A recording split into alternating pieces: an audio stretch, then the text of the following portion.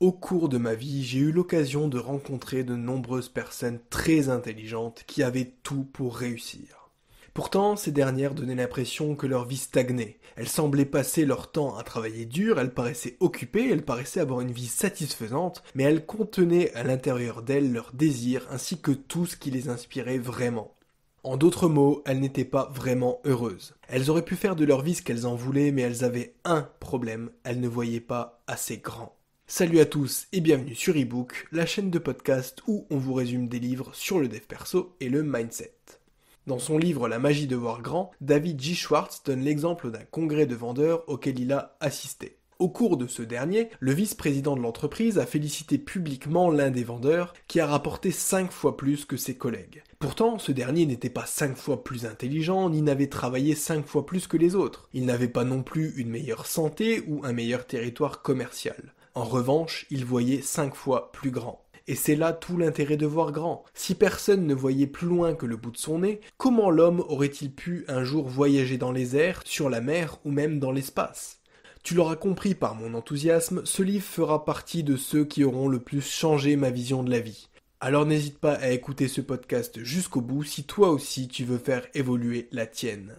Avant de voir ensemble 6 grandes leçons enseignées par ce livre, n'hésite pas à t'abonner à cette chaîne YouTube et à activer la cloche de notification. Ça aide au référencement, ça me fait plaisir et ça m'encourage à produire toujours plus de contenu. Leçon numéro 1, stop aux excuses. Beaucoup se cherchent des excuses déjà pour ne pas passer à l'action, mais aussi une fois qu'ils sont confrontés à l'échec. Qu'ils n'agissent pas ou qu'ils agissent mal, c'est toujours de la faute de quelque chose de plus fort qu'eux. Ils ont eu un problème de santé, des problèmes familiaux, ça n'était pas le bon moment, ils n'ont pas eu le temps. Il est certain qu'une personne de 97 ans qui refuserait de se mettre à l'alpinisme aurait une excuse valable. Mais dans la plupart des cas, les gens se bloquent avec des choses qui sont largement surmontables avec un peu de réflexion ou d'organisation. En plus, les difficultés peuvent parfois se révéler être des opportunités. En effet, quelqu'un qui trouve que quelque chose est facile ne réussira pas forcément mieux précisément parce qu'il est trop sûr de lui et qu'il ne cherchera pas vraiment de solution pour s'améliorer. L'auteur donne un exemple concret en nous disant que, par exemple, n'importe qui est capable d'apprendre à jouer au golf plus ou moins correctement.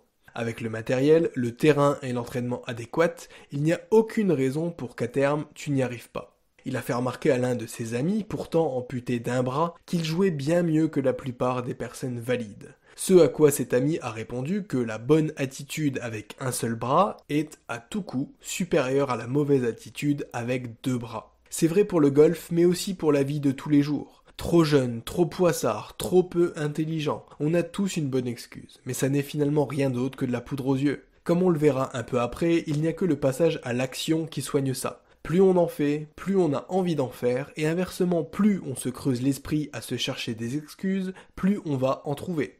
C'est pour cette raison que l'auteur dit que quand il confie une tâche à quelqu'un, il choisit toujours la personne la plus occupée, parce que quand elle s'engage, cette personne s'organise pour se dégager du temps et fait son maximum pour rendre un travail correct en temps et en heure. Elle passera donc son temps à solutionner des problèmes et pas à chercher des excuses pour ne rien faire. Leçon numéro 2, le meilleur remède contre la peur, c'est l'action. Beaucoup n'agissent pas, ne prennent pas leur vie en main car ils n'ont pas confiance en eux, ne se sentent pas assez intelligents ou pas assez capables pour le faire. Du coup, ils ne changent rien, leur vie n'évolue donc pas et leur estime d'eux-mêmes en pâtit encore davantage. Alors pourquoi passer à l'action et le remède ? Parce que personne ne naît intelligent, confiant ou spirituel. Tout ça se travaille, ce qui implique de commencer quelque part. Et c'est ce premier passage à l'action qui te donnera encore plus confiance et qui te poussera à en faire toujours davantage. Encore une fois, il s'agit du principe selon lequel on constate un problème et on le règle immédiatement. Or, ta peur est un problème qu'il convient de régler le plus tôt possible. Attendre qu'il se résolve tout seul, qu'on le résolve à ta place ou que toutes les planètes soient alignées pour le traiter, c'est agir quelque part avec une mentalité de perdant. Parfois, plus on se pose de questions avant d'agir, et pire c'est, car notre cerveau est comme une banque de données. Il enregistre toutes les situations dans lesquelles on a échoué. Plus tu y portes d'attention en y réfléchissant trop, plus ta banque de données te rappellera ces événements-là.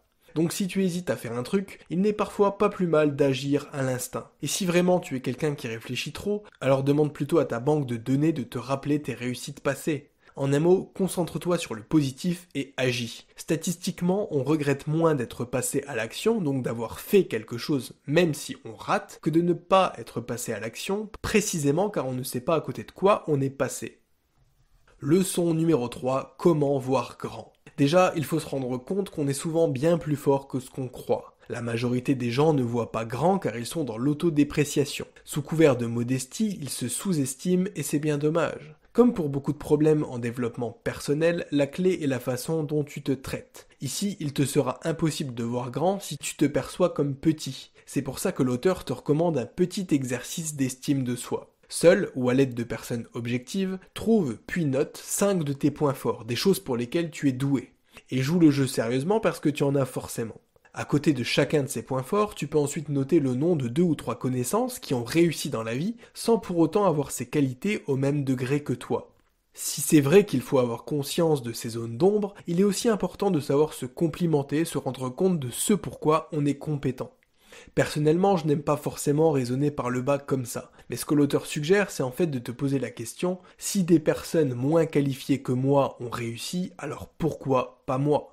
Ton estime de toi, tu pourras aussi la retrouver en adoptant un vocabulaire enthousiaste et encourageant. Par exemple, ne dis plus problème mais défi, ne dis plus dépense mais investissement, et ne dis plus médiocre mais améliorable. Bien sûr, cette positivité ne se suffit pas à elle-même. Pour voir grand, il faut aussi voir loin. L'auteur donne l'exemple d'un agent immobilier qui était chargé de vendre une vieille ferme. C'était un grand endroit où il n'y avait pas grand-chose. Mais il lui fallait bien trouver des arguments pour la vendre. Du coup, il a observé un peu les modes de vie des gens aux alentours, leur niveau de revenus, leur centre d'intérêt, etc. Il en a déduit qu'au vu de ces éléments, en plus du bon état des routes voisines, le tout pourrait être transformé en centre équestre. La vente s'est donc conclue plus tard avec succès parce que ce vendeur voit plus loin que l'état actuel des propriétés qu'il vend. Il cherche des solutions pour projeter les acheteurs et en définitive, il voit plus grand. En refusant de voir plus loin que ce qu'on a sous les yeux, on passe à côté d'opportunités intéressantes. Une directrice d'enseigne expliquait qu'un jour, elle a assisté à une dispute entre une cliente et une vendeuse dans un magasin.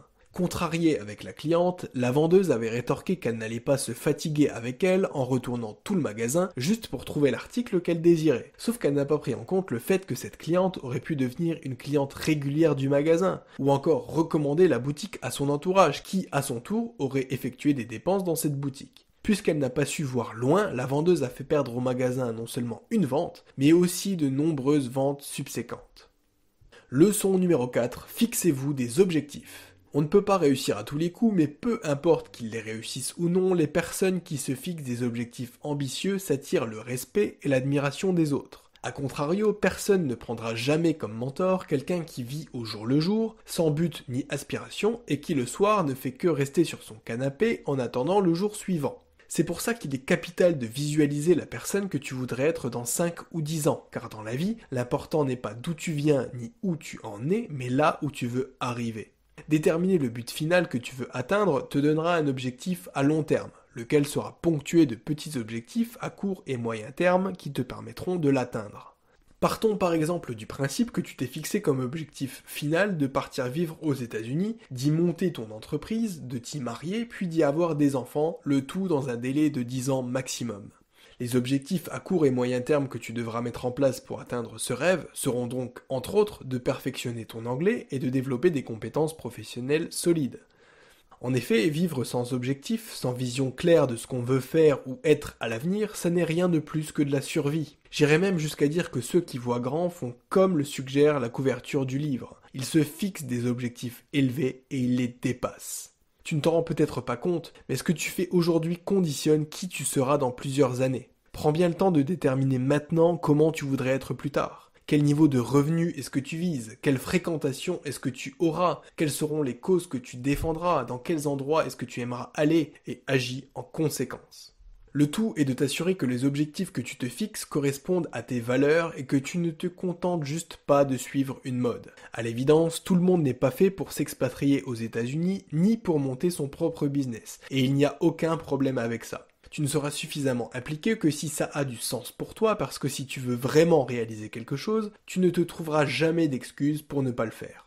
Par exemple, je me suis il y a quelque temps fixé pour objectif de faire 4 séances de sport par semaine. Malgré des semaines parfois très chargées, des coups de fatigue, des mauvaises passes et des imprévus, je n'ai jamais loupé une séance parce que je désire profondément m'entraîner à cette fréquence. L'objectif à long terme, c'est de me sentir mieux dans ma vie et dans mon corps, alors il est impensable que je rate une séance. Il y a une question que j'utilise personnellement au quotidien et que tu peux toi aussi utiliser pour t'aider dans la réalisation de tes objectifs. À chaque fois que tu t'apprêtes à faire ou à t'abstenir de faire quelque chose, demande-toi, est-ce que ça me rapproche de mon objectif ?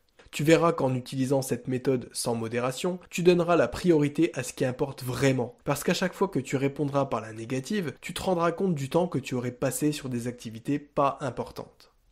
Leçon numéro 5, tu es à l'image de tes pensées. Si tes actions et les objectifs que tu te fixes définissent qui tu es, ta façon d'interagir avec les autres importe elle aussi. Si tu n'aimes pas les autres, c'est probablement que tu ne t'aimes pas toi-même, et c'est pareil si tu es trop dur avec eux. De la même façon, les autres verront en toi ce que tu penses de toi-même. Si tu te perçois comme un loser, que tu te tiens et parles comme tel, alors il y a fort à parier que les autres te verront ainsi. Tu seras donc à l'image de tes pensées. Comme indiqué dans le résumé du livre Influence et manipulation, l'apparence est importante et l'habillement en particulier parce qu'il constitue ton emballage. Et on sait qu'un produit bien emballé se vend mieux même si en réalité il ne vaut pas plus qu'un autre. L'important, c'est d'avoir l'air important, parce que ton apparence est ce que les autres verront en premier chez toi. Attention, ça ne veut pas dire que tu dois arborer un costume cravate tous les jours, ta profession actuelle n'est d'ailleurs peut-être même pas adaptée à ça. Mais si tu portes quelque chose de propre, sobre et qui ajoute un peu de classe à ton style, alors tu feras meilleure impression et en prime, tu te sentiras bien mieux. Pour les habits comme pour le reste, l'auteur recommande de vivre en première classe. Ça veut dire que pour ton mobilier, ton alimentation ou encore ta voiture, la qualité devrait passer avant le prix. En gros, il s'agit de consommer moins mais mieux, c'est-à-dire investir dans des choses que tu pourras utiliser pendant longtemps.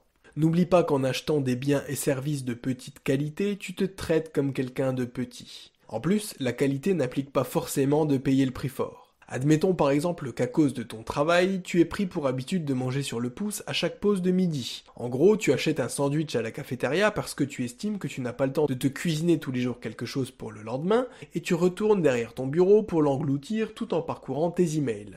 Vivre en première classe, ça impliquerait ici que tu préfères un vrai repas complet dans un petit restaurant près du bureau. Ça n'est pas toujours beaucoup plus cher que la cantine et tu as plus de chances d'y obtenir un repas de qualité. Ou mieux encore, tu peux trouver un moyen de te libérer du temps pour cuisiner toi-même. Non seulement tu feras une économie, mais en plus tu sauras exactement ce que tu as dans ton assiette. Peu importe la solution choisie, il faut retenir qu'il n'y a pas que les mots qui nous permettent de nous dénigrer. Nos actions permettent aussi de nous accorder de l'estime et de l'attention. Pour y parvenir au mieux, n'hésite pas à te poser les questions qui conviennent, du type « Est-ce que quelqu'un d'important ferait ça, s'habillerait comme ça, parlerait comme ça ou penserait comme ça ?» Leçon numéro 6, comment penser comme un leader. Avant toute chose, commençons par une définition. Être un leader, c'est être maître de sa vie, de sa réussite et aussi maître de soi. Il est en effet capital de savoir garder son calme en toutes circonstances pour prendre des décisions sensées. Et puisque les leaders ont souvent des postes à décision, il faut aussi qu'ils comprennent et se fassent comprendre des autres. Si tu veux penser comme un leader, il te faudra donc travailler ta communication et employer des mots ou expressions différentes en fonction de ton interlocuteur. Le volet humain est très important dans le fait d'être un leader, car les problèmes devraient tous se solutionner de façon humaine. Pourtant, certains managers règlent les problèmes de manière mécanique, en suivant froidement le règlement et sans rien apporter d'un point de vue humain. Ça, c'est juste la voie de la facilité. Schwartz raconte l'exemple d'une personne inefficace au travail, donc quelqu'un de démotivé que son employeur a dû renvoyer. Ce dernier ne s'est toutefois pas contenté de le licencier selon la voie traditionnelle. Au contraire, il a pris le temps de discuter avec lui, lui a dit qu'il avait bien senti que ce métier n'était pas fait pour lui et qu'il serait bien plus heureux ailleurs. Il l'a même aidé à retrouver un job dans un domaine qui lui conviendrait mieux. Enfin, un dernier conseil que donne ce livre, c'est de prendre du temps pour soi, pour méditer, pour être seul face à soi-même, peu importe. Dans une société où les stimulations extérieures sont toujours plus nombreuses, les occasions d'introspection sont devenues de plus en plus rares. Pourtant, tous les grands leaders spirituels ou politiques qui ont influencé le monde pour le meilleur ou pour le pire se sont un jour retrouvés seuls, confrontés à eux-mêmes et à leurs idées. C'est le cas de l'ancien président Franklin Roosevelt, qui a dû subir une longue convalescence, ou encore d'Harry Truman, qui a passé une enfance seule dans sa campagne du Missouri. J'espère que ce résumé t'aura permis de comprendre un peu mieux comment fonctionne le cercle restreint des personnes qui voient grand. Si c'est le cas, n'hésite pas à le liker et à le partager. Et si tu penses en faire déjà partie, alors dis-le moi en commentaire. C'était ebook, je te dis à bientôt pour un nouveau résumé. Ciao ciao.